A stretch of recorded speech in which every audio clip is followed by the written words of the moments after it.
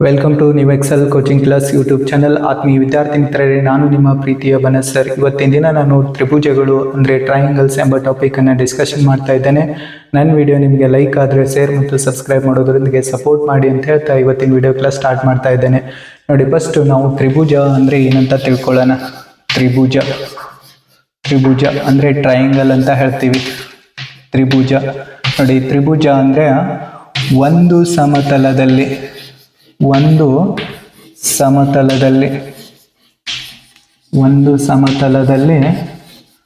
ಮೂರು ಬಾಹುಗಳಿಂದ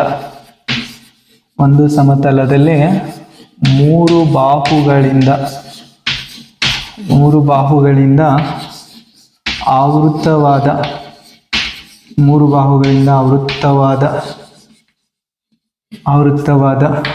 ಅತ್ಯಂತ ಸರಳ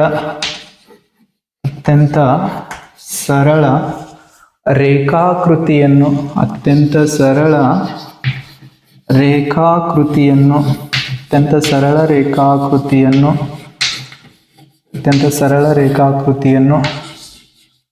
ತ್ರಿಭುಜ ಎನ್ನುವರು.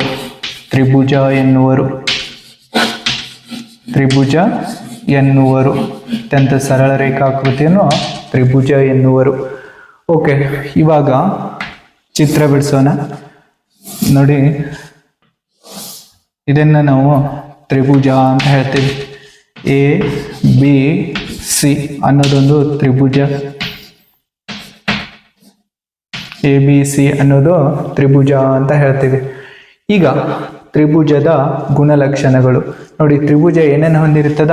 ಮೂರು ಬಾಹುಗಳನ್ನು ಹೊಂದಿರ್ತದ, ಮೂರು ಶೃಂಗಗಳನ್ನು ಹೊಂದಿರ್ತದ, ಮೂರು ಕೋನಗಳನ್ನು ಹೊಂದಿರ್ತದ. ನೋಡಿ, ತ್ರಿಭುಜದ ಗುಣಲಕ್ಷಣಗಳು.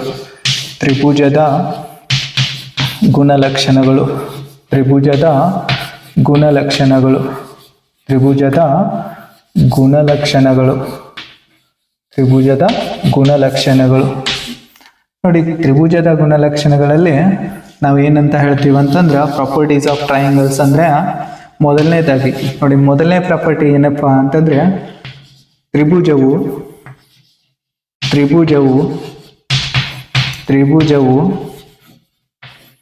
ಮೂರು ಬಾಹುಗಳು,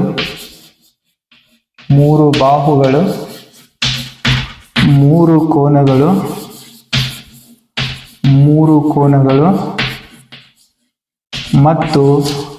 ಮತ್ತು ಮೂರು ಶೃಂಗಗಳನ್ನು ಹೊಂದಿರುತ್ತದೆ. ಮೂರು ಶೃಂಗಗಳನ್ನು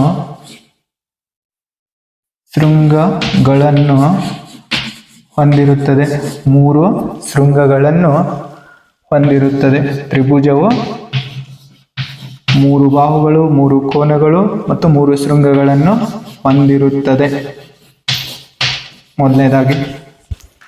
ಮತ್ತೆ ಸೆಕೆಂಡ್ ಪ್ರಾಪರ್ಟಿ ಎರಡು ಬಾಹುಗಳ ಮೊತ್ತ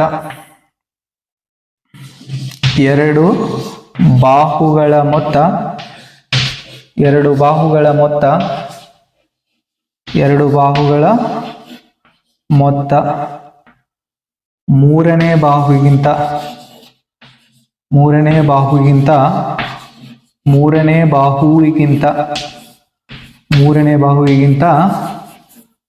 ಅಧಿಕವಾಗಿರುತ್ತದೆ.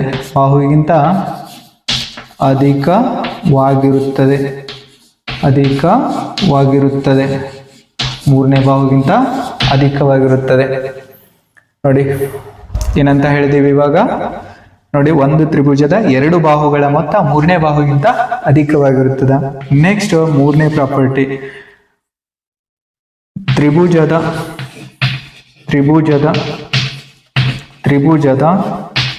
ಎಲ್ಲಾ ಒಳಕೋನಗಳ ಮೊತ್ತ. ತ್ರಿಭುಜದ ಎಲ್ಲಾ ಒಳಕೋನಗಳ ಮೊತ್ತ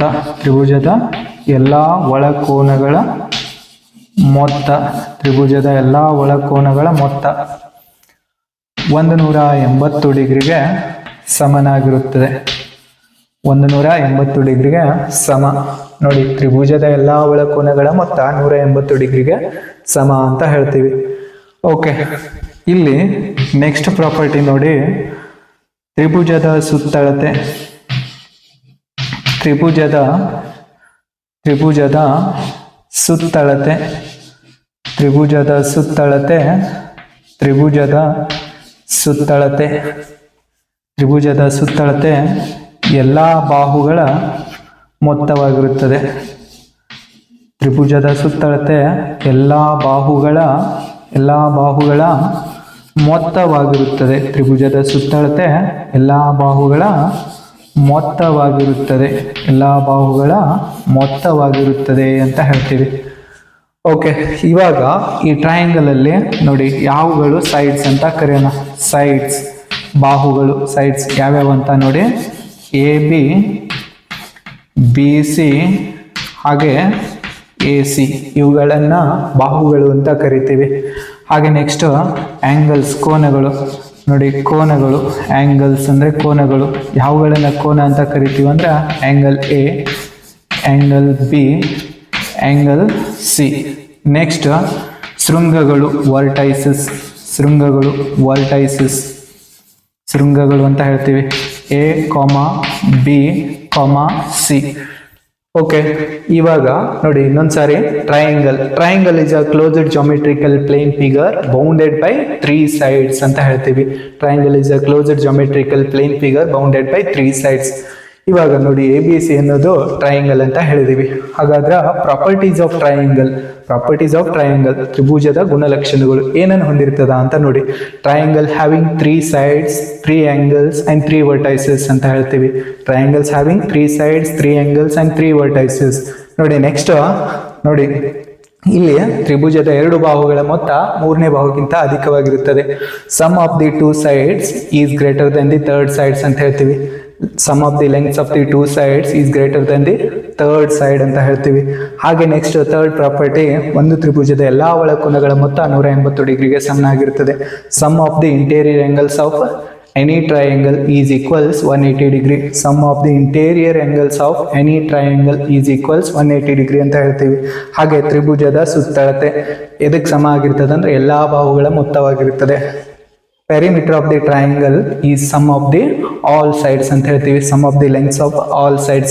Perimeter of the triangle is sum of the lengths of all sides ಅಂತ ಹೇಳ್ತೀವಿ. ಹಾಗೆ ನೆಕ್ಸ್ಟ್ ನೋಡಿ ಫಿಫ್ತ್ ಒನ್ ನಾವೇನಂತ ಹೇಳ್ತೀವಿ ಅಂದ್ರೆ ತ್ರಿಭುಜದ ವಿಸ್ತೀರ್ಣ ಏರಿಯಾ ಆಫ್ ಟ್ರಯಾಂಗಲ್. ತ್ರಿಭುಜದ ವಿಸ್ತೀರ್ಣ A is equals ನೋಡಿ 1/2 ಇಂಟು ಪಾದ ಇಂಟು ಎತ್ತರ ಅಂತ ಹೇಳ್ತೀವಿ. ಪಾದ ಇಂಟು ಎತ್ತರ. ನೋಡಿ ಒಂದು ತ್ರಿಭುಜದ ವಿಸ್ತೀರ್ಣವು A is equals half into base into height ಅಂತ ಹೇಳ್ತೀವಿ. Area of triangle is equals half into base into height ಅಂತ ಹೇಳ್ತೀವಿ. ಓಕೆ, ಟ್ರಯಾಂಗಲ್ ಅಲ್ಲಿ 3 sides ಯಾವ್ಯಾವ ಅಂತಂದ್ರೆ AB, BC, AC.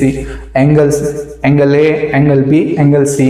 ವರ್ಟೈಸಸ್ ಅಂದ್ರೆ ಶೃಂಗಗಳು ನೋಡಿ A, B, C. ಇವಾಗ ನೋಡಿ ಶೃಂಗಗಳು ಅಂದ್ರೆ ಏನಂತ ಹೇಳ್ತೀವಿ ಅಂದ್ರೆ ಯಾವುದಾದ್ರೂ ಎರಡು ಬಾಹುಗಳು ಇಂಟರ್ಸೆಕ್ಟ್ ಆಗುವಂತ ಪಾಯಿಂಟ್ ಅನ್ನ ಶೃಂಗ ಅಂತ ಕರಿತೀವಿ. ಯಾವುದಾದ್ರೂ 2 ಬಾಹುಗಳು ಸಂಧಿಸುವ ಬಿಂದುವನ್ನ ಶೃಂಗ ಬಿಂದು ಅಂತ ಕರಿತೀವಿ. ಹಾಗಾದ್ರೆ ಇಲ್ಲಿ ನೋಡಿ ಮೊದಲನೇದು AB ಮತ್ತು BC B ಬಿಂದುವಿನಲ್ಲಿ ಇಂಟರ್ಸೆಕ್ಟ್ ಆಗಿವೆ. ಹಾಗಾಗಿ B ಅನ್ನ ನಾವು ವರ್ಟೆಕ್ಸ್ ಅಂತ ಕರಿತೀವಿ. ಅದೇ ತರ AB ಮತ್ತು AC A ಬಿಂದುವಿನಲ್ಲಿ ಇಂಟರ್ಸೆಕ್ಟ್ ಆಗಿವೆ. ಹಾಗಾಗಿ A ಬಿಂದುವನ್ನ ಏನಂತ ಕರಿತೀವಿ? ವರ್ಟೆಕ್ಸ್ ಅಂತ ಕರಿತೀವಿ. BC ಮತ್ತು AC C ಬಿಂದುವಿನಲ್ಲಿ ಇಂಟರ್ಸೆಕ್ಟ್ ಆಗಿವೆ. ಹಾಗಾಗಿ C ಬಿಂದುವನ್ನ ನಾವೇನಂತ ಹೇಳ್ತೀವಿ? ಶೃಂಗ ಅಂತ ಕರಿತೀವಿ. ಓಕೆ, ಇವಾಗ ತ್ರಿಭುಜದ ವಿಧಗಳನ್ನ ನೋಡೋಣ. ತ್ರಿಭುಜದ ವಿಧಗಳು, ಟೈಪ್ಸ್ ಆಫ್ ಟ್ರಯಾಂಗಲ್ಸ್. ತ್ರಿಭುಜದ ವಿಧಗಳು ಅಂದ್ರೆ ಟೈಪ್ಸ್ ಆಫ್ ಟ್ರಯಾಂಗಲ್ಸ್. ಇಲ್ಲಿ ತ್ರಿಭುಜವನ್ನ ನಾವು ಬಾಹುಗಳ ಆಧಾರದ ಮೇಲೆ 3 ವಿಧಗಳಾಗಿ ಮಾಡ್ತೀವಿ ಮತ್ತು ಕೋನಗಳ ಆಧಾರದ ಮೇಲೆ 3 ವಿಧಗಳಾಗಿ ಡಿವೈಡ್ ಮಾಡ್ತೀವಿ. ಹಾಗಾದ್ರೆ ಬಾಹುಗಳ ಆಧಾರದ ಮೇಲೆ ನೋಡಿ, ಫಸ್ಟ್ ಒನ್ನು ಬಾಹುಗಳ ಆಧಾರದ ಮೇಲೆ ತ್ರಿಭುಜದ ವಿಧಗಳು. ಬಾಹುಗಳ ಆಧಾರದ ಮೇಲೆ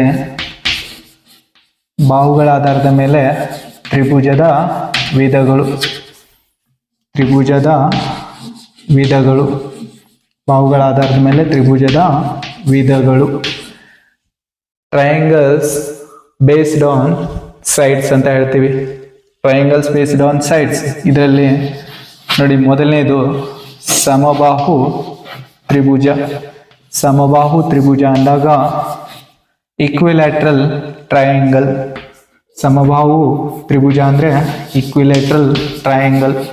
ಇದೇ ತ್ರಿಭುಜವನ್ನು ನಾವು ಇಕ್ವಿಆಂಗ್ಯುಲರ್ ಟ್ರಯಾಂಗಲ್ ಅಂತೂ ಕೂಡ ಕರಿತೀವಿ. ಸಮಕೋನೀಯ ತ್ರಿಭುಜ ಅಂತೂ ಕೂಡ ಕರಿಬಹುದು.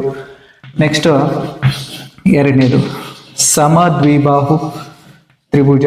ಸಮದ್ವಿಬಾಹು ತ್ರಿಭುಜ. ಸಮದ್ವಿಬಾಹು ತ್ರಿಭುಜ ಅಂದರೆ ಐಸೋಸೆಲೆಸ್ ಟ್ರಯಾಂಗಲ್ ಅಂತ ಹೇಳ್ತೀವಿ. ಸಮದ್ವಿಬಾಹು ತ್ರಿಭುಜ ಅಂದರೆ isosceles triangle. Okay, next third one ಏನು ಬರುತ್ತೆ ಅಂತ ನೋಡಿ. ವಿಷಮಬಾಹು ತ್ರಿಭುಜ, ಸ್ಕ್ಯಾಲಿನ್ ಟ್ರಯಾಂಗಲ್. ವಿಷಮಬಾಹು ತ್ರಿಭುಜ, ಸ್ಕ್ಯಾಲಿನ್ ಟ್ರಯಾಂಗಲ್. ವಿಷಮಬಾಹು ತ್ರಿಭುಜ, ಸ್ಕ್ಯಾಲಿನ್ ಟ್ರಯಾಂಗಲ್ ಅಂತ ಹೇಳ್ತೀವಿ. ವಿಷಮಬಾಹು ತ್ರಿಭುಜ, ಸ್ಕ್ಯಾಲಿನ್ ಟ್ರಯಾಂಗಲ್. ವಿಷಮಬಾಹು ತ್ರಿಭುಜ ಅಂದರೆ ಸ್ಕ್ಯಾಲಿನ್ ಟ್ರಯಾಂಗಲ್. ಅದೇ ಥರ ಇವಾಗ ನೋಡಿ, ಕೋನಗಳ ಆಧಾರದ ಮೇಲೆ ತ್ರಿಭುಜದ ವಿಧಗಳು. ಕೋನಗಳ ಆಧಾರದ ಮೇಲೆ ತ್ರಿಭುಜದ ವಿಧಗಳು. ಕೋನಗಳ ಆಧಾರದ ಮೇಲೆ ತ್ರಿಭುಜದ ವಿಧಗಳು. ತ್ರಿಭುಜದ ವಿಧಗಳು. ಕೋನಗಳ ಆಧಾರದ ಮೇಲೆ ತ್ರಿಭುಜದ ವಿಧಗಳು ಅಂತ ಹೇಳ್ತೀವಿ. ಇದರಲ್ಲೂ ಕೂಡ 3 ವಿಧಗಳು ಬರ್ತಾವ. ಒಂದನೇದು ನೋಡಿ, ಲಘು ಕೋನ ತ್ರಿಭುಜ. ಲಘು ಕೋನ ತ್ರಿಭುಜ, ಅಕ್ಯೂಟ್ ಆಂಗಲ್ ಅಂತ ಹೇಳ್ತೀವಿ. Acute angle triangle. ಲಘು ಕೋನ ತ್ರಿಭುಜ ಅಂದರೆ ಅಕ್ಯೂಟ್ ಆಂಗಲ್ಡ್ ಟ್ರಯಾಂಗಲ್ ಅಂತ ಹೇಳ್ತೀವಿ. ಲಘು ಕೋನ ತ್ರಿಭುಜ, ಲಘು ಕೋನ ತ್ರಿಭುಜ. ಎರಡನೇದಾಗಿ ಲಂಬಕೋನ ತ್ರಿಭುಜ. ಲಂಬಕೋನ ತ್ರಿಭುಜ, ಲಂಬಕೋನ ತ್ರಿಭುಜ. ಎರಡನೇದಾಗಿ ಲಂಬಕೋನ ತ್ರಿಭುಜ ಅಂತ ಹೇಳ್ತೀವಿ. Right angled triangle. ಮೂರನೇದು ಆಪ್ಟ್ಯೂಸ್ಡ್ ಆಂಗಲ್ ಅಂದರೆ ಅಧಿಕ ಕೋನ ತ್ರಿಭುಜ ಅಥವಾ ವಿಶಾಲ ಕೋನ ತ್ರಿಭುಜ ಅಂತ ಕರಿತೀವಿ. ವಿಶಾಲ ಕೋನ ತ್ರಿಭುಜ, ವಿಶಾಲ ಕೋನ ತ್ರಿಭುಜ, ವಿಶಾಲ ಕೋನ ತ್ರಿಭುಜ, ಅಪ್ಟ್ಯೂಸ್ಡ್ ಆಂಗಲ್ ಟ್ರಯಾಂಗಲ್ ಅಂತ ಹೇಳ್ತೀವಿ. ಈಗ ಈ ತ್ರಿಭುಜದ ವಿಧಗಳನ್ನು 1 by 1 ಸ್ಟಡಿ ಮಾಡೋಣ. ನೋಡಿ, ಸಮಬಾಹು ತ್ರಿಭುಜ ಅಂದಾಗ ಯಾವುದೇ ಒಂದು ತ್ರಿಭುಜದ ಎಲ್ಲ ಬಾಹುಗಳು ಸಮನಾಗಿದ್ರೆ ಆ ತ್ರಿಭುಜವನ್ನು ನಾವು ಸಮಬಾಹು ತ್ರಿಭುಜ ಅಂತ ಕರಿತೀವಿ. ಸಮಬಾಹು ತ್ರಿಭುಜ ಅಂದ್ರೆ ಯಾವುದೇ ಒಂದು ತ್ರಿಭುಜದ ಎಲ್ಲಾ ಬಾಹುಗಳು ಸಮನಾಗಿದ್ರೆ ಆ ತ್ರಿಭುಜವನ್ನು ಸಮಬಾಹು ತ್ರಿಭುಜ ಅಂತ ಕರಿತೀವಿ. ಬಾಹುಗಳು ಸಮ ಆದವಂದ್ರೆ ಎಲ್ಲಾ ಕೋನಗಳು ಕೂಡ ಸಮ ಆಗಿರ್ತಾವ ಅಂತ ಹೇಳ್ತೀವಿ.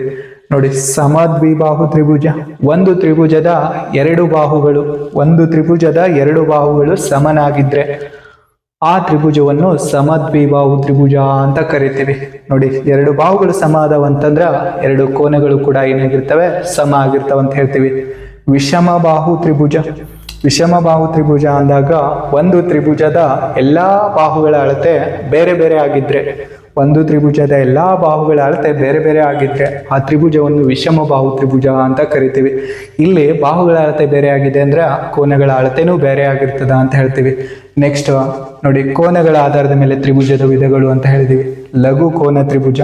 ಲಘು ಕೋನ ತ್ರಿಭುಜ ಅಂದಾಗ ಒಂದು ತ್ರಿಭುಜದ ಎಲ್ಲಾ ಕೋನಗಳು ಲಘು ಕೋನಗಳಾಗಿದ್ರೆ, ನೋಡಿ ಲಘು ಕೋನಗಳಂದ್ರ 90 ಡಿಗ್ರಿಗಿಂತ ಲೆಸ್ ಆಗಿರ್ತಾವ, 0 ಡಿಗ್ರಿಗಿಂತ ಗ್ರೇಟರ್ ಆಗಿರ್ತಾವ ಅಂತ ಹೇಳ್ತೀವಿ. ಒಂದು ತ್ರಿಭುಜದ ಎಲ್ಲಾ ಕೋನಗಳು ಲಘು ಕೋನಗಳಾಗಿದ್ರೆ ಆ ತ್ರಿಭುಜವನ್ನ ಲಘು ಕೋನ ತ್ರಿಭುಜ ಅಂತ ಕರಿತೀವಿ. ಲಂಬ ಕೋನ ತ್ರಿಭುಜ ಅಂದ್ರೆ ಒಂದು ತ್ರಿಭುಜದ ಯಾವ್ದಾದ್ರೂ ಒಂದು ಕೋನ 90 ಡಿಗ್ರಿಗೆ ಸಮನಾಗಿದ್ರೆ, ಒಂದು ತ್ರಿಭುಜದ ಯಾವ್ದಾದ್ರೂ ಒಂದು ಕೋನ 90 ಡಿಗ್ರಿಗೆ ಸಮನಾಗಿದ್ರೆ ಆ ತ್ರಿಭುಜವನ್ನು ಲಂಬ ಕೋನ ತ್ರಿಭುಜ ಅಂತ ಕರಿತೀವಿ. ನೆಕ್ಸ್ಟ್ ವಿಶಾಲ ಕೋನ ತ್ರಿಭುಜ. ವಿಶಾಲ ಕೋನ ತ್ರಿಭುಜ ಅಂದ್ರ ಒಂದು ತ್ರಿಭುಜದ ಯಾವ್ದಾದ್ರೂ ಒಂದು ಕೋನದ ಅಳತೆ ವಿಶಾಲ ಕೋನವಾಗಿದ್ರೆ, ಒಂದು ತ್ರಿಭುಜದ ಯಾವ್ದಾದ್ರೂ ಒಂದು ಕೋನದ ಅಳತೆ ವಿಶಾಲ ಕೋನವಾಗಿದ್ರೆ ಆ ತ್ರಿಭುಜವನ್ನು ವಿಶಾಲ ಕೋನ ತ್ರಿಭುಜ ಅಂತ ಕರಿತೀವಿ. ಈಗ ಈ ತ್ರಿಭುಜಗಳನ್ನ ನಾವು ಡೀಟೇಲ್ ಆಗಿ ಚಿತ್ರದೊಂದಿಗೆ ವಿವರಣೆಯನ್ನ ಪಡೆಯೋಣ. ನೋಡಿ, ಪ್ರತಿಯೊಂದು ತ್ರಿಭುಜದ ವಿಧವನ್ನ ಚಿತ್ರದೊಂದಿಗೆ ವಿವರಿಸ್ತೀನಿ. ಇವಾಗ ಸಮಬಾಹು ತ್ರಿಭುಜ, ಇಕ್ವಿಲ್ಯಾಟ್ರಲ್ ಟ್ರಯಾಂಗಲ್. ಸಮಬಾಹು ತ್ರಿಭುಜ ಅಂದ್ರೆ ಈಕ್ವಿಲ್ಯಾಟ್ರಲ್ ಟ್ರಯಾಂಗಲ್ ಅಂತ ಹೇಳ್ತೀವಿ. ಈಕ್ವಿಲ್ಯಾಟ್ರಲ್ ಟ್ರಯಾಂಗಲ್ ನೋಡಿ, ಒಂದು ತ್ರಿಭುಜದ ಎಲ್ಲಾ ಬಾಹುಗಳ ಅಳತೆ ಸಮನಾಗಿದ್ರೆ, ಒಂದು ತ್ರಿಭುಜದ ಎಲ್ಲಾ ಬಾಹುಗಳ ಅಳತೆ ಸಮನಾಗಿದ್ರೆ ಆ ತ್ರಿಭುಜವನ್ನು ಸಮಬಾಹು ತ್ರಿಭುಜ ಅಂತ ಕರಿತೀವಿ. ನೋಡಿ, ಇದು ABC ಸಮಬಾಹು ತ್ರಿಭುಜ ಆಗ್ಬೇಕಾದ್ರ ಎಲ್ಲಾ ಬಾಹುಗಳಂದಾಗ AB ನೋಡಿ ಎಲ್ಲಾ A ಯೂನಿಟ್ ಆಗಿರ್ಬೇಕು, ಎಲ್ಲಾ ಬಾಹುಗಳು A ಯೂನಿಟ್ ಆಗಿರ್ಬೇಕು. ಹಾಗಾದ್ರೆ AB is equals BC, BC is equals AC. This all sides must be equals A unit ಅಂತ ಹೇಳ್ತೀವಿ. ನೋಡಿ, ಒಂದು ತ್ರಿಭುಜದ ಎಲ್ಲಾ ಬಾಹುಗಳ ಅಳತೆ ಸಮ ಆಗಿದ್ರೆ ಅದು ಸಮಬಾಹು ತ್ರಿಭುಜ. ನೋಡಿ, ಎಲ್ಲಾ ಬಾಹುಗಳು ಸಮ ಆಗ್ಯಾವಂದ್ರ ಎಲ್ಲಾ ಕೋನಗಳು ಕೂಡ ಏನಾಗಿರ್ತಾವ, ಸಮ ಆಗಿರ್ತಾವ. angle A is equals angle B, angle B is equals angle C. Each angles must be equal 60 degree ಅಂತ ಹೇಳ್ತೀವಿ. ನೋಡಿ, ಪ್ರತಿಯೊಂದು ಕೋನದ ಅಳತೆ 60 ಡಿಗ್ರಿಗೆ ಸಮ ಆಗಿರ್ತದ. ಸಮಬಾಹು ತ್ರಿಭುಜದ ಪ್ರತಿಯೊಂದು ಕೋನದ ಅಳತೆ 60 ಡಿಗ್ರಿ ಆಗಿರ್ತದ ಅಂತ ಹೇಳ್ತೀವಿ. ಹಾಗೆ ಸಮಬಾಹು ತ್ರಿಭುಜದ ವಿಸ್ತೀರ್ಣ ನೋಡಿ, ಸಮಬಾಹು ತ್ರಿಭುಜದ ವಿಸ್ತೀರ್ಣ ಏರಿಯಾ ಆಫ್ ಟ್ರಯಾಂಗಲ್ ABC. ಸಮಬಾಹು ತ್ರಿಭುಜದ ವಿಸ್ತೀರ್ಣ ಏನಾಗಿರ್ತದೆ ಅಂದ್ರೆ √3a² divided by 4 square unit ಆಗಿರ್ತದ. ಸ್ಕ್ವೇರ್ ಯೂನಿಟ್ ಚದರ್ಮಾನ ಅಂತ ಹೇಳ್ತೀವಿ. ಸ್ಕ್ವೇರ್ ಯೂನಿಟ್ ಅಂದ್ರೆ ಚದರ್ಮಾನ. ಹಾಗೆ ಈ ಸಮಬಾಹು ತ್ರಿಭುಜದ ಸುತ್ತಳತೆ ಪೆರಿಮೀಟರ್ ಅಂದ್ರೆ ಸುತ್ತಳತೆ P is equals 3a ಆಗಿರ್ತದ ಅಂತ ಹೇಳ್ತೀವಿ. P is equals 3a.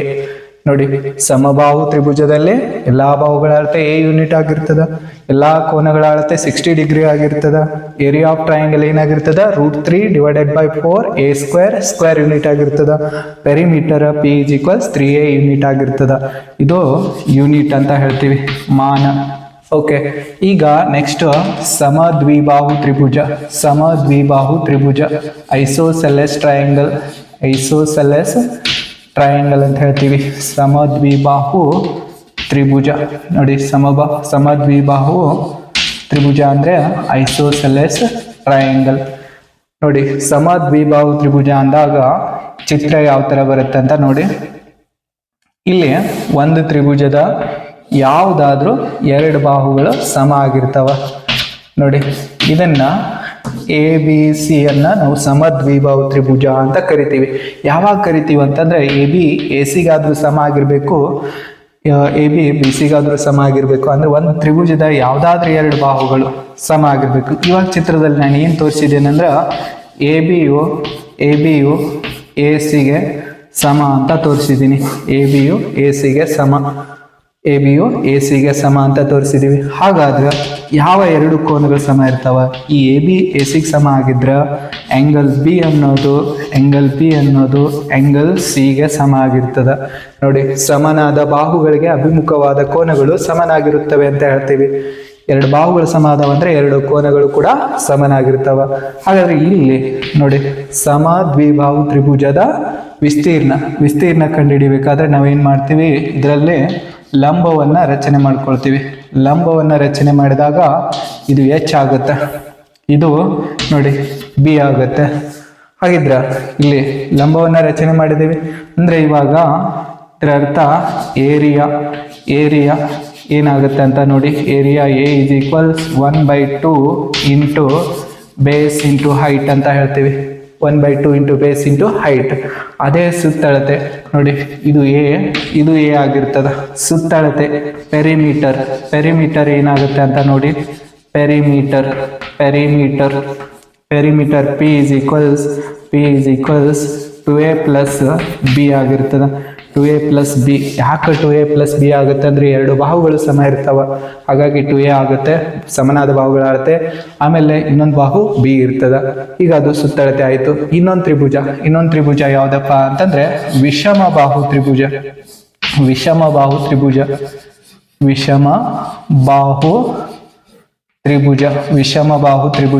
ನೋಡಿ. ವಿಷಮ ಬಾಹು ತ್ರಿಭುಜ ಅಂದಾಗ ಇಲ್ಲಿ ಮೂರು ಬಾಹುಗಳ ಅಳತೆ ಬೇರೆ ಬೇರೆ ಆಗಿರುವುದನ್ನ ಗಮನಿಸ್ತೀವಿ. ಹಂಗಾದ್ರ ಚಿತ್ರವನ್ನ ರಚನೆ ಮಾಡೋಣ. ನೋಡಿ ಇದು ವಿಷಮಬಾಹು ತ್ರಿಭುಜ ಅಂತ ಹೇಳ್ತಾ ಇದ್ದೇನೆ. ವಿಷಮಬಾಹು ತ್ರಿಭುಜ ಎ ಬಿ ಸಿ. ಇಲ್ಲಿ ಏನಾಗಿದೆ ಅಂತಂದ್ರ ಮೂರು ಬಾಹುಗಳ ಅಳತೆ ಪರಸ್ಪರ ಬೇರೆ ಬೇರೆ ಆಗಿದೆ. A B is naught equals B C, B C is naught equals A C ಅಂತ ಹೇಳ್ತೀವಿ. ಮೂರು ಬಾಹುಗಳ ಅಳತೆ ಬೇರೆ ಬೇರೆ ಆಗಿದೆ. ಮೂರು ಬಾಹುಗಳ ಅಳತೆ ಬೇರೆ ಆಗಿದೆ ಅಂದ್ರ ಮೂರು ಕೋನಗಳ ಅಳತೆ ಕೂಡ ಏನಾಗಿರ್ತದ, ಬೇರೆ ಆಗಿರ್ತದ. ಮೂರು ಕೋನಗಳ ಅಳತೆ ಕೂಡ ಏನಾಗಿರ್ತದ, ಬೇರೆ ಆಗಿರ್ತದ. ಮೂರು ಕೋನಗಳ ಅಳತೆ ಬೇರೆ ಆಗಿರ್ತದ.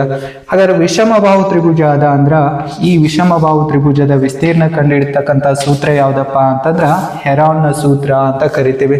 ಹೆರಾನ್ನ ಸೂತ್ರ ಎಸ್ ಇಸ್ ಈಕ್ವಲ್ಸ್, ಇದು A is equals S in the bracket of S minus A, S minus B, S minus C ಅಂತ ಹೇಳ್ತೀವಿ. ಇಲ್ಲಿ ಎಸ್ ಅಂದ್ರ ಅರ್ಧ ಸುತ್ತಳತೆ ಅಂತ ಹೇಳ್ತೀವಿ. ಎಸ್ ಅಂದ್ರೆ ಅರ್ಧ ಸುತ್ತಳತೆ. ನೋಡಿ ಎಸ್ ಅಂದ್ರೆ ಅರ್ಧ ಸುತ್ತಳತೆ, semi perimeter. It means P divided by 2 ಅಂತ ಹೇಳ್ತೀವಿ. ನೋಡಿ ಎಸ್ ಅಂದ್ರೆ ಅರ್ಧ ಸುತ್ತಳತೆ. ಮತ್ತೆ ಈ ವಿಷಮಬಾಹು ತ್ರಿಭುಜದ ಸುತ್ತಳತೆಯನ್ನ ನಾವು ಯಾವ ತರ ಕಂಡುಹಿಡಿಯೋದಂತ ನೋಡಿ. ವಿಷಮಬಾಹು ತ್ರಿಭುಜದ ಸುತ್ತಳತೆ P is equals A plus B plus C ಆಗಿರ್ತದ. ಅಂದ್ರೆ ಮೂರು ಬಾಹುಗಳ ಒಟ್ಟು ಮೊತ್ತಕ್ಕೆ ಸಮ ಆಗಿರ್ತದ ಅಂತ ಹೇಳ್ತೀವಿ. ಇದಿಷ್ಟು ಬಾಹುಗಳ ಆಧಾರದ ಮೇಲೆ ಇರ್ತಕ್ಕಂಥ ತ್ರಿಭುಜಗಳ ವಿವರಣೆ ಅಂತ ಹೇಳ್ತೀನಿ. ಇವಾಗ ನೆಕ್ಸ್ಟ್ ಕೋನಗಳ ಆಧಾರದ ಮೇಲೆ ತ್ರಿಭುಜದ ವಿಧಗಳನ್ನ ನೋಡೋಣ. ಲಘು ಕೋನ ತ್ರಿಭುಜ. ಲಘು ಕೋನ ತ್ರಿಭುಜ, acute angled triangle. Acute angled triangle, ಲಘು ಕೋನ ತ್ರಿಭುಜ. ನೋಡಿ ಲಘು ಕೋನ ತ್ರಿಭುಜ, ಲಘು ಕೋನ ತ್ರಿಭುಜ ಇದನ್ನ A B C, A B C ಅನ್ನೋದೊಂದು ಲಘು ಕೋನ ತ್ರಿಭುಜ ಅಂತ ಹೇಳ್ತೀವಿ. This is 60 degree, this is 40 degree and this is 80 degree ಅಂತ ಹೇಳ್ತೀವಿ. Okay, sum of the interior angles is equals 180 degree ಅಂತ ಹೇಳ್ತೀವಿ. ಒಂದು ತ್ರಿಭುಜದ ಎಲ್ಲಾ ಒಳಕೋನಗಳ ಮೊತ್ತ ಎಷ್ಟಾಗಿರ್ತದ, 180 ಡಿಗ್ರಿ ಆಗಿರ್ತದ. ನೋಡಿ ಇನ್ನೊಂದು ಅಬ್ಸರ್ವ್ ಮಾಡ್ಬೇಕಿಲ್ಲಿ. ನೋಡಿ ಅತ್ಯಂತ ದೊಡ್ಡ ಕೋನಕ್ಕೆ ಅಭಿಮುಖವಾಗಿರುವ ಬಾಹು ದೊಡ್ಡದಾಗಿರುತ್ತದೆ. ದೊಡ್ಡ ಬಾಹುಗೆ ನೋಡಿ ದೊಡ್ಡ ಬಾಹುಗೆ ಅಭಿಮುಖವಾಗಿರುವ ಕೋನ ದೊಡ್ಡದು, ಅಥವಾ ದೊಡ್ಡ ಕೋನಕ್ಕೆ ಅಭಿಮುಖವಾಗಿರುವ ಬಾಹು ದೊಡ್ಡದು. ಚಿಕ್ಕ ಕೋನಕ್ಕೆ ಅಭಿಮುಖವಾಗಿರುವ ಬಾಹು ಚಿಕ್ಕದು, ಅಥವಾ ಚಿಕ್ಕ ಬಾಹುಗೆ ಅಭಿಮುಖವಾಗಿರುವ ಕೋನ ಚಿಕ್ಕದು ಅಂತ ಹೇಳ್ತೀವಿ. ಓಕೆ, ಇದಿಷ್ಟು ಲಘು ಕೋನ ತ್ರಿಭುಜದಲ್ಲಿ. ಇವಾಗ ಲಂಬ ಕೋನ ತ್ರಿಭುಜ. ಲಂಬ ಕೋನ ತ್ರಿಭುಜ, ಲಂಬ ಕೋನ ತ್ರಿಭುಜ, ಲಂಬ ಕೋನ ತ್ರಿಭುಜ. ಲಂಬ ಕೋನ ತ್ರಿಭುಜ ರೈಟ್ ಆಂಗಲ್ ಟ್ರಯಾಂಗಲ್ ಅಂತ ಹೇಳ್ತೀವಿ. Right angled triangle, right angled triangle, right angled triangle ಅಂದ್ರೆ ಲಂಬ ಕೋನ ತ್ರಿಭುಜ. ಲಂಬ ಕೋನ ತ್ರಿಭುಜ. ಇಲ್ಲಿ ಎ ಬಿ ಸಿ ಅನ್ನೋದು ಲಂಬ ಕೋನ ತ್ರಿಭುಜ ಅಂತ ಹೇಳ್ತೀವಿ. ಯಾಕೆ ಲಂಬ ಕೋನ ತ್ರಿಭುಜ ಅಂತಂದ್ರೆ ನೋಡಿ, ಯಾವುದಾದ್ರೂ ಒಂದು ತ್ರಿಭುಜದ ಒಂದು ಕೋನದ ಅಳತೆ 90 ಡಿಗ್ರಿಗೆ ಸಮನಾಗಿದ್ರೆ ಅಂತ ತ್ರಿಭುಜವನ್ನ ಲಂಬ ಕೋನ ತ್ರಿಭುಜ ಅಂತ ಕರೀತಾರೆ. ನೋಡಿ ಲಂಬ ಕೋನಕ್ಕೆ ಎದುರಿಗಿರುವ ಬಾಹುವನ್ನ ವಿಕರ್ಣ ಅಂತ ಕರಿತೀವಿ. ಲಂಬ ಕೋನಕ್ಕೆ ಎದುರಿಗಿರುವ ಬಾಹುವನ್ನ ವಿಕರ್ಣ ಅಂತ ಕರಿತೀವಿ. ಆಮೇಲೆ ಈ ಬಿ ಸಿಯನ್ನ ಪಾದ ಅಂತ ಕರಿತೀವಿ. ನೆಕ್ಸ್ಟ್ ಇದು ಎತ್ತರ. ಎತ್ತರ ನೋಡಿ ಲಂಬ ಕೋನ ತ್ರಿಭುಜದ ವಿಸ್ತೀರ್ಣ. ಲಂಬ ಕೋನ ತ್ರಿಭುಜದ ವಿಸ್ತೀರ್ಣ ಏನಾಗಿರ್ತದ ಅಂದ್ರ ಇಲ್ಲಿ A is equals 1/2 into base into height, ಪಾದ ಇಂಟು ಎತ್ತರ ಅಂತ ಹೇಳ್ತೀವಿ. ಮತ್ತೆ ಈ ಲಂಬ ಕೋನ ತ್ರಿಭುಜ ಅಂತಂದ್ರೆ ಪೈಥಾಗೋರಸ್ನ ಹೇಳಿಕೆ ನೆನಪಾಗುತ್ತೆ. ಪೈಥಾಗೋರಸ್ನ ಹೇಳಿಕೆ ಏನ್ ಹೇಳ್ತದ ಅಂದ್ರ ನೋಡಿ, ಯಾವುದಾದರೂ ಒಂದು ಲಂಬ ಕೋನ ತ್ರಿಭುಜ, ಯಾವುದಾದ್ರೂ ಒಂದು ಲಂಬ ಕೋನ ತ್ರಿಭುಜ. ಇಲ್ಲಿ ಎ ಬಿ ಸಿ ಅನ್ನೋದೊಂದು ಲಂಬ ಕೋನ ತ್ರಿಭುಜ. ಅದರಲ್ಲಿ ಪಿ ಕೋನ 90 ಡಿಗ್ರಿ ಇದೆ, ಪಿ ಕೋನ ಲಂಬವಾಗಿದೆ, ಬಿ ಕೋನ ಲಂಬವಾಗಿದೆ. ಹಾಗಾದ್ರೆ ಲಂಬ ಕೋನಕ್ಕೆ ಎದುರಿಗಿರುವ ಬಾಹು ವಿಕರ್ಣದ ವರ್ಗ. ನೋಡಿ ಲಂಬ ಕೋನ ತ್ರಿಭುಜದಲ್ಲಿ ವಿಕರ್ಣದ ವರ್ಗ ಉಳಿದೆರಡು ಬಾಹುಗಳ ವರ್ಗಗಳ ಮೊತ್ತಕ್ಕೆ ಸಮನಾಗಿರುತ್ತದೆ. ಉಳಿದೆರಡು ಬಾಹುಗಳ ವರ್ಗಗಳ ಮೊತ್ತಕ್ಕೆ ಸಮನಾಗಿರುತ್ತದೆ ಅಂತ ಹೇಳ್ತೀವಿ. ಸಮನಾಗಿರುತ್ತದೆ, ಉಳಿದೆರಡು ಬಾಹುಗಳ ವರ್ಗಗಳ ಮೊತ್ತಕ್ಕೆ ಸಮನಾಗಿರುತ್ತದೆ. ಅಂದ್ರೆ A C square is equals A B square plus B C square ಅಂತ ಹೇಳ್ತೀವಿ. ನೋಡಿ ಎ ಬಿ ಸಿ ಲಂಬಕೋನ ತ್ರಿಭುಜದಲ್ಲಿ ವಿಕರ್ಣ ಯಾವುದಿದೆ, ಎ ಸಿ. ಎ ಸಿ ನ ವರ್ಗ ಎದಕ್ಕೆ ಸಮ ಅಂದ್ರೆ ಎ ಬಿ ನ ವರ್ಗ ಮತ್ತು BCನ ವರ್ಗಗಳ ಮೊತ್ತಕ್ಕೆ ಸಮ ಆಗಿರ್ತದೆ ಅಂತ ಹೇಳ್ತೀವಿ. ಇದು ಹೇಳಿದ್ದು ಪೈಥಾಗೋರಸ್. ಓಕೆ, ನೆಕ್ಸ್ಟ್ ಇವಾಗ ಅಧಿಕ ಕೋನ ತ್ರಿಭುಜ ಅಥವಾ ವಿಶಾಲ ಕೋನ ತ್ರಿಭುಜ. ವಿಶಾಲ ಕೋನ ತ್ರಿಭುಜ, ವಿಶಾಲ ಕೋನ ತ್ರಿಭುಜ, accused angle triangle, accused angle triangle, ವಿಶಾಲ ಕೋನ ತ್ರಿಭುಜ. ನೋಡಿ, ವಿಶಾಲ ಕೋನ ತ್ರಿಭುಜ ಅಂದ್ರೆ ಒಂದು ತ್ರಿಭುಜದ ಯಾವುದಾದ್ರೂ ಒಂದು ಕೋನ ವಿಶಾಲ ಕೋನವಾಗಿದ್ರೆ ಆ ತ್ರಿಭುಜವನ್ನ ವಿಶಾಲ ಕೋನ ತ್ರಿಭುಜ ಅಂತ ಕರಿತೀವಿ. ನೋಡಿ, ಈಗ ಇಲ್ಲಿ ನಾನು ರಚನೆ ಮಾಡ್ತಕ್ಕಂಥ ಟ್ರಯಾಂಗಲ್ ಏನಂತ ಹೇಳ್ತೀವಿ? ವಿಶಾಲ ಕೋನ ತ್ರಿಭುಜ, ವಿಶಾಲ ಕೋನ ತ್ರಿಭುಜ. ನೋಡಿ, this angle is 120 degree, 120 degree ಅಂತ ಹೇಳ್ತಾ ಇದ್ದೀನಿ. ಆಂಗಲ್ ನೋಡಿ, ಟ್ರಯಾಂಗಲ್ ABC ಅನ್ನೋದು ವಿಶಾಲ ಕೋನ ತ್ರಿಭುಜ ಅಂತ ಹೇಳ್ತೀನಿ. ಯಾಕಂತಂದ್ರ ನೋಡಿ, angle B is 120 degree. 120 degree ಅಂದ್ರೆ it is greater than 90 degree, lesser than 180 degree ಅಂತ ಹೇಳ್ತೀವಿ. ಹಾಗಾದ್ರೆ ಇನ್ ಬಿಟ್ವೀನ್ 90 ಆ್ಯಂಡ್ 180, ನೋಡಿ 90 ಡಿಗ್ರಿ ಆ್ಯಂಡ್ 180 ಆ ಕೋನಗಳನ್ನು ನಾವು ವಿಶಾಲ ಕೋನಗಳಂತ ಕರಿತೀವಿ. ಹಾಗಾಗಿ ABC ಒಂದು ವಿಶಾಲ ಕೋನ ತ್ರಿಭುಜ. ಈ ವಿಶಾಲ ಕೋನ ತ್ರಿಭುಜದ ವಿಸ್ತೀರ್ಣ ಕಂಡುಹಿಡಿಬೇಕಾದ್ರೆ ನಾವು ಲಂಬವನ್ನ ಅದರ ವಿಶಾಲ ಕೋನದ ಬಾಹ್ಯ ಬಿಂದುವಿನಿಂದ ರಚನೆ ಮಾಡ್ಕೊಳ್ತೀವಿ. ವಿಶಾಲ ಕೋನದ ಬಾಹ್ಯ ಬಿಂದುವಿನಿಂದ ರಚನೆ ಮಾಡ್ತೀವಿ. ವಿಶಾಲ ಕೋನದ ಬಾಹ್ಯ ಬಿಂದು ನೋಡಿ, ಇದು B ನಿಂದ ಈ ಕಡೆ ನಾವು ಏನ್ ಮಾಡಿದೀವಿ? D ಅನ್ನ ಲಂಬವಾಗಿ ರಚನೆ ಮಾಡ್ಕೊಂಡಿದೀವಿ. ಹಾಗಾದ್ರೆ ವಿಶಾಲ ಕೋನ ತ್ರಿಭುಜದ ವಿಸ್ತೀರ್ಣ ಏನಾಗುತ್ತೆ ಅಂತಂದ್ರ ಇದು B ಆಗಿರ್ತದೆ ಪಾದ, ಇದು ಎತ್ತರ. ಹಾಗಾದ್ರೆ ಇಲ್ಲಿಯೂ ಕೂಡ ಯಾವ ಸೂತ್ರ ಯೂಸ್ ಮಾಡ್ಬೋದು? 1/2 ಇಂಟು ಬೇಸ್ ಇಂಟು ಹೈಟ್. ವಿಶಾಲ ಕೋನ ತ್ರಿಭುಜಕ್ಕೆ ಯಾವಾಗಲೂ ವಿಶಾಲ ಕೋನದ ಬಾಹ್ಯ ಬಿಂದುವಿನಿಂದ ಲಂಬವನ್ನು ರಚನೆ ಮಾಡ್ಕೋಬೇಕಾಗುತ್ತೆ. ಹಾಗಾಗಿ ವಿಶಾಲ ಕೋನದ ತ್ರಿಭುಜದ ವಿಸ್ತೀರ್ಣ ಕಂಡುಹಿಡಿತಕ್ಕಂಥ ಸೂತ್ರ ಯಾವುದು? ವಿಶಾಲ ಕೋನ ತ್ರಿಭುಜದ ವಿಸ್ತೀರ್ಣ ಕಂಡುಹಿಡಿಯೋ ಸೂತ್ರ 1/2 ಇಂಟು ಬೇಸ್ ಇಂಟು ಹೈಟ್ ಅಂತ ಹೇಳ್ತೀವಿ. ಓಕೆ, ಇದೆಷ್ಟು ತ್ರಿಭುಜದ ವಿಧಗಳ ಬಗ್ಗೆ ಆಯಿತು. ತ್ರಿಭುಜಗಳ ಸರ್ವಸಮತೆ ಮತ್ತು ತ್ರಿಭುಜಗಳ ಸಮರೂಪತೆಯನ್ನ ನೋಡೋಣ. ಫಸ್ಟ್ ತ್ರಿಭುಜಗಳ ಸರ್ವಸಮತೆಯನ್ನ ಕಲಿಯೋಣ. ತ್ರಿಭುಜಗಳ ಸರ್ವಸಮತೆ, ತ್ರಿಭುಜಗಳ ಸರ್ವಸಮತೆ, ತ್ರಿಭುಜಗಳ ಸರ್ವಸಮತೆ. ನೋಡಿ, ತ್ರಿಭುಜಗಳ ಸರ್ವಸಮತೆ ಅಂದ್ರೆ ಸರ್ವಸಮ ತ್ರಿಭುಜಗಳು ಅಂತ ಹೇಳ್ತೀವಿ. ಇಲ್ಲಿ ಸರ್ವಸಮ ತ್ರಿಭುಜಗಳು ಆಗ್ಬೇಕಾದ್ರೆ ಏನಾಗಿರ್ಬೇಕಂತ ನೋಡೋಣ. ನೋಡಿ, ಯಾವುದಾದರೂ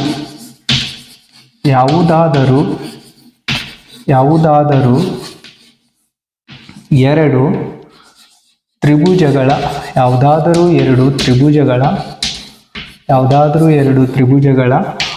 ಆಕಾರ ಮತ್ತು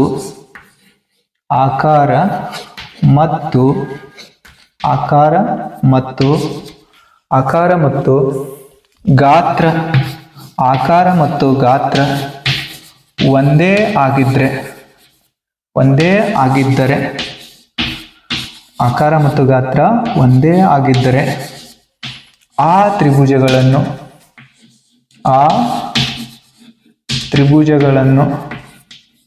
ಆಕಾರ ಮತ್ತು ಗಾತ್ರ ಒಂದೇ ಆಗಿದ್ರೆ ಆ ತ್ರಿಭುಜಗಳನ್ನು ಸರ್ವಸಮ ತ್ರಿಭುಜಗಳೆನ್ನುವರು. ಆ ತ್ರಿಭುಜಗಳನ್ನು ಸರ್ವಸಮ ತ್ರಿಭುಜಗಳೆನ್ನುವರು. ಸರ್ವಸಮ ತ್ರಿಭುಜಗಳೆನ್ನುವರು. ಸರ್ವಸಮ ತ್ರಿಭುಜಗಳೆನ್ನುವರು. ನೋಡಿ, ಎರಡು ತ್ರಿಭುಜಗಳ ಆಕಾರ ಮತ್ತು ಗಾತ್ರ ಒಂದೇ ಆಗಿದ್ರೆ ಆ ತ್ರಿಭುಜಗಳನ್ನು ಸರ್ವಸಮ ತ್ರಿಭುಜಗಳು ಅಂತ ಕರಿತೀವಿ. ಅಥವಾ ಇನ್ನೊಂದರ್ಥದಲ್ಲಿ ಹೇಳಬೇಕಾದ್ರೆ ಯಾವುದಾದರೂ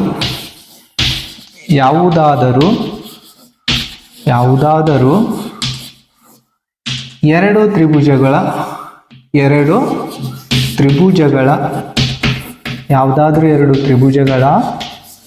ಅನುರೂಪ ಕೋನಗಳು ಸಮನಾಗಿದ್ದು ಅನುರೂಪ ಕೋನಗಳು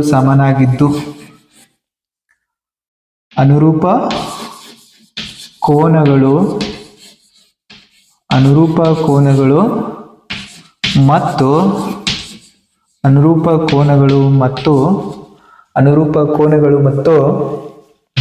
ಅನುರೂಪ ಬಾಹುಗಳು ಸಮನಾಗಿದ್ರೆ, ಅನುರೂಪ ಕೋನಗಳು ಮತ್ತು ಅನುರೂಪ ಬಾಹುಗಳು ಅನುರೂಪ ಕೋನಗಳು ಮತ್ತು ಅನುರೂಪ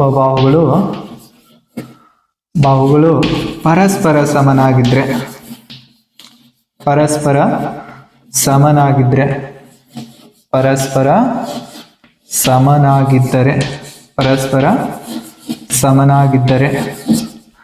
ಆ ತ್ರಿಭುಜಗಳನ್ನು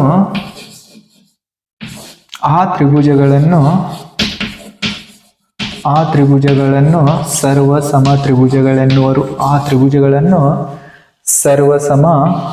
ತ್ರಿಭುಜಗಳೆನ್ನುವರು.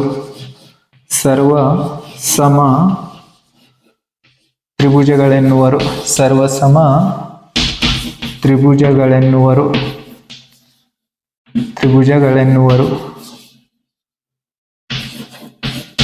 ಸರ್ವಸಮತೆಯ ಚಿಹ್ನೆ ನೋಡಿ. ಸರ್ವಸಮತೆಯ ಸಂಕೇತ ಅಥವಾ ಸರ್ವಸಮತೆಯ ಚಿಹ್ನೆ ಅಂತ ಕರಿತೀವಿ. ಸರ್ವಸಮತೆಯ ಚಿಹ್ನೆ ಅಥವಾ ಸಂಕೇತ ನೋಡಿ. ಸರ್ವಸಮತೆಯ ಚಿಹ್ನೆ ಯಾವ ಥರ ತೋರಿಸ್ತೀವಿ ಅಂತಂದ್ರೆ ನೋಡಿ, ಇದನ್ನ ಸರ್ವಸಮತೆಯ ಚಿಹ್ನೆ ಅಂತ ಕರಿತೀವಿ. ಸರ್ವಸಮತೆಯ ಚಿಹ್ನೆ. ಓಕೆ, ಇಲ್ಲಿ ಚಿತ್ರದೊಂದಿಗೆ ಅಬ್ಸರ್ವ್ ಮಾಡೋಣ. ಸರ್ವಸಮ ಇರಬೇಕಾದ್ರೆ ಓಕೆ, ಇಲ್ಲಿ 2 ಟ್ರಯಾಂಗಲ್ ಅನ್ನ ನಾನು ಡ್ರಾ ಮಾಡ್ತೀನಿ. ಇವಾಗ ಇನ್ನೊಂದು ಟ್ರಯಾಂಗಲ್ ಈ ಕಡೆ ಡ್ರಾ ಮಾಡ್ತಾ ಇದ್ದೇನೆ.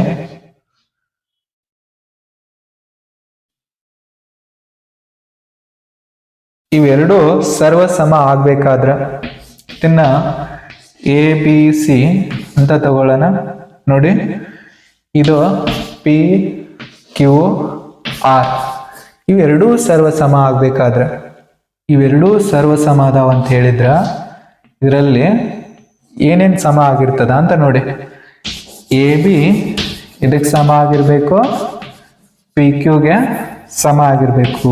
AB ಎದಕ್ಕೆ ಸಮ ಆಗಿರ್ಬೇಕು, PQಗೆ ಸಮ ಆಗಿರ್ಬೇಕು. ಅದೇ ತರ BC ಎದಕ್ಕೆ ಸಮ ಆಗಿರ್ಬೇಕು, BC QRಗೆ ಸಮ ಆಗಿರ್ಬೇಕು. ನೆಕ್ಸ್ಟ್ AC PRಗೆ ಸಮ ಆಗಿರ್ಬೇಕು. ಇಷ್ಟೇ ಅಲ್ಲ, ಅನುರೂಪ ಕೋನಗಳು ನೋಡಿ. ಅನುರೂಪ ಕೋನ ಅಂದ್ರೆ A ಕೋನ Pಗೆ ಸಮ ಆಗಿರ್ಬೇಕು, B ಕೋನ Qಗೆ ಸಮ ಆಗಿರ್ಬೇಕು, ಮತ್ತೆ ಇದು C ಕೋನ Rಗೆ ಸಮ ಆಗಿರ್ಬೇಕು. ಅವಾಗ ಈ ಎರಡೂ ತ್ರಿಭುಜಗಳು ಸರ್ವಸಮ ತ್ರಿಭುಜಗಳನ್ನಿಸ್ಕೊಳ್ತಾವ. ABC ಸರ್ವಸಮ PQR ಆಗ್ಬೇಕಾದ್ರ ನೋಡಿ, ಅನುರೂಪ ಕೋನಗಳು angle A is equals angle P, angle B is equals angle Q, angle C is equals angle R. ನೋಡಿ, ಬಾಹುಗಳು ಅನುರೂಪ ಬಾಹುಗಳು AB is equals PQ, BC is equals QR, AC is equals PR. ನೋಡಿ, ಒಂದು ತ್ರಿಭುಜದ ಅನುರೂಪ ಕೋನಗಳು ಇನ್ನೊಂದು ತ್ರಿಭುಜದ ಅನುರೂಪ ಕೋನಗಳಿಗೆ ಪರಸ್ಪರ ಸಮನಾಗಿದ್ದು, ಮತ್ತು ಒಂದು ತ್ರಿಭುಜ ಅನುರೂಪ ಬಾಹುಗಳು ಇನ್ನೊಂದು ತ್ರಿಭುಜದ ಅನುರೂಪ ಬಾಹುಗಳಿಗೆ ಪರಸ್ಪರ ಸಮನಾಗಿದ್ರೆ ಆ ಎರಡೂ ತ್ರಿಭುಜಗಳನ್ನ ನಾವೇನಂತ ಕರಿತೀವಿ, ಸರ್ವಸಮ ತ್ರಿಭುಜಗಳು ಅಂತ ಕರಿತೀವಿ. ತ್ರಿಭುಜಗಳ ಸಮರೂಪತೆ. ತ್ರಿಭುಜಗಳ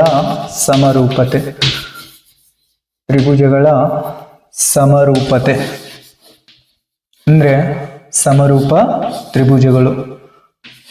ತ್ರಿಭುಜಗಳ ಸಮರೂಪತೆ. Similarity of triangle. ತ್ರಿಭುಜಗಳ ಸಮರೂಪತೆ, ಸಿಮಿಲಾರಿಟಿ ಆಫ್ ಟ್ರಯಾಂಗಲ್ ಅಂತ ಹೇಳ್ತೀವಿ. ನೋಡಿ, ಇಲ್ಲಿ ಸಮರೂಪ ತ್ರಿಭುಜಗಳಂತ ಯಾವಾಗ ಕರಿತೀವಿ ಅಂತ ನೋಡೋಣ. ಯಾವುದಾದರೂ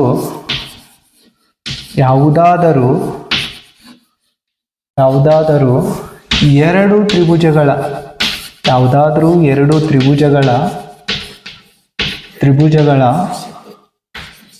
ಆಕಾರ, ಯಾವುದಾದ್ರೂ ಎರಡು ತ್ರಿಭುಜಗಳ ಆಕಾರ ಒಂದೇ ಆಗಿದ್ದು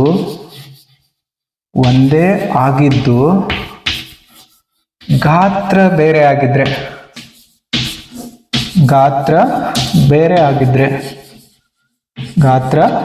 ಆಗಿದ್ರೆ ಆ ತ್ರಿಭುಜಗಳನ್ನು ಬೇರೆ ಆಗಿದ್ದರೆ ಆ ತ್ರಿಭುಜಗಳನ್ನು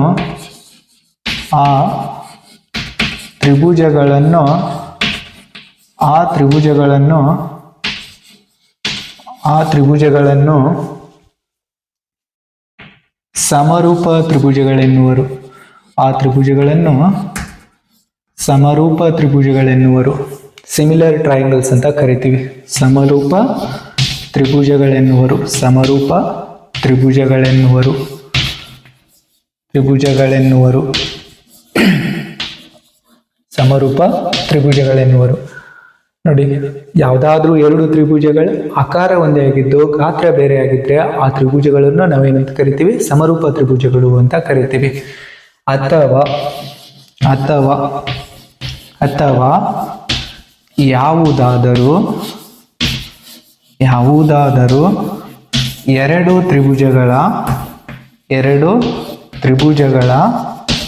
ಯಾವುದಾದರೂ ಎರಡು ತ್ರಿಭುಜಗಳ ಅನುರೂಪ ಕೋನಗಳು ಸಮನಾಗಿದ್ದು ಅನುರೂಪ ಕೋನಗಳು ಸಮನಾಗಿದ್ದು ಅನುರೂಪ ಕೋನಗಳು ಸಮನಾಗಿದ್ದು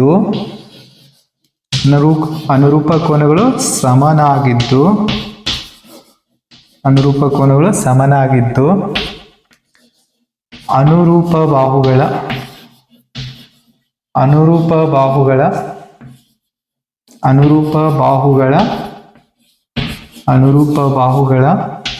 ಅನುಪಾತ ಸಮನಾಗಿದ್ರೆ ಅನುರೂಪ ಬಾಹುಗಳ ಅನುಪಾತ ಸಮನಾಗಿದ್ರೆ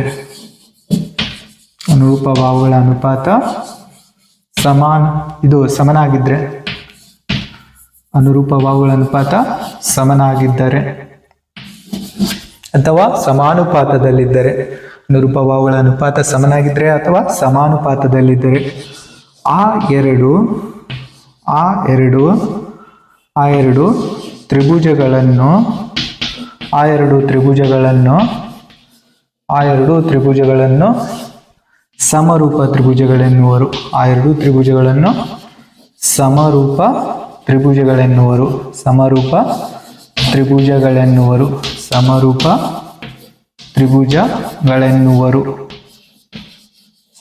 ತ್ರಿಭುಜಗಳೆನ್ನುವರು. ನೋಡಿ, ಸರ್ವಸಮ ಅಂದಾಗ ಅನುರೂಪ ಕೋನಗಳು ಮತ್ತು ಅನುರೂಪ ಬಾಹುಗಳು ಸಮನಾಗಿರುತ್ತವೆ. ಆದರೆ ಸಮರೂಪ ಅಂದಾಗ ಅನುರೂಪ ಕೋನಗಳು ಸಮ ಇದ್ದು ಅನುರೂಪ ಬಾಹುಗಳ ಅನುಪಾತ ಸಮ ಆಗಿರ್ತದ ಅಂತ ಹೇಳ್ತೀವಿ. ಹಾಗಾದ್ರೆ ಇವಾಗ ನೋಡೋಣ. ಇಲ್ಲಿ ನೋಡಿ, ಇಲ್ಲಿ ಸೈಜ್ ವೇರಿಯೇಷನ್ ಇರ್ತದ. ಸೈಜ್ ವೇರಿಯೇಷನ್ ಆಗಿರ್ತದ. ಇದು ABC. ಇದಕ್ಕೆ ಸಿಮಿಲರ್ ಟ್ರಯಾಂಗಲ್ ಅನ್ನ ಡ್ರಾ ಮಾಡ್ಬೇಕಾದ್ರ ನೋಡಿ ಏನ್ ಮಾಡ್ತಾ ಇದೀವಿ ಅಂದ್ರ ಇನ್ನೊಂದು PQR ತ್ರಿಭುಜವನ್ನ ಡ್ರಾ ಮಾಡ್ತಾ ಇದ್ದೇನೆ. ಇದು ಎರಡೂ ತ್ರಿಭುಜಗಳು ಸಮರೂಪ ಆಗ್ತಾವ. ಯಾವಾಗ ಸಮರೂಪ ಆಗ್ತಾವ ಅಂತಂದ್ರ ನೋಡಿ, ಯಾವಾಗ ಸಮರೂಪ ಆಗ್ತಾವ ಅಂತಂದ್ರ ಫಸ್ಟ್ ಅನುರೂಪ ಕೋನಗಳು ಸಮ ಆಗಿರ್ಬೇಕು. Angle A is equals angle P ಆಗಿರ್ಬೇಕು. Angle B is equals angle Q ಆಗಿರ್ಬೇಕು.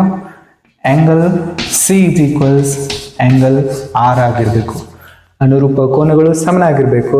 ಮತ್ತು ಅನುರೂಪ ಬಾಹುಗಳ ಅನುಪಾತ ನೋಡಿ, AB divided by PQ is equals BC divided by QR is equals AC divided by PR.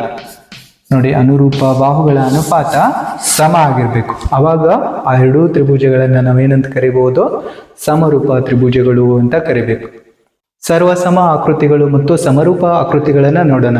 ಸರ್ವಸಮ ಆಕೃತಿಗಳು ನೋಡಿ, ಸರ್ವಸಮ ಆಕೃತಿಗಳು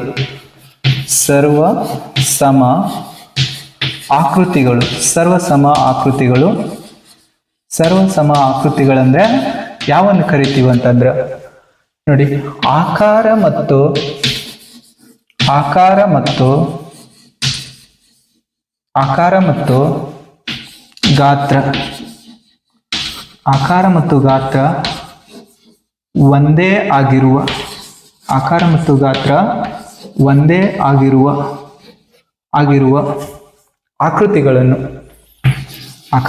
ಗಾತ್ರ ಒಂದೇ ಆಗಿರುವ ಆಕೃತಿಗಳನ್ನು